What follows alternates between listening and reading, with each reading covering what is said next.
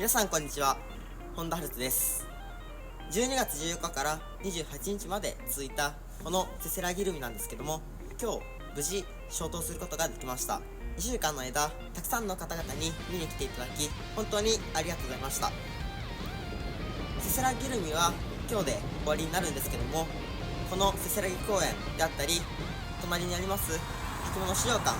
こういったところの活用整備に関しては松永まるっとプロジェクトとして今後も引き続き行っていきたいと思っております。今回イルミネーション見に来ていただいた皆さんもぜひ一緒に整備や活用について一緒に話し合ったり作業してもらったりできればなというふうに思っております。最後になりますが、関係していただいた皆さん、そして、ご来場いただいた皆さん、1週間の間本当にありがとうございました。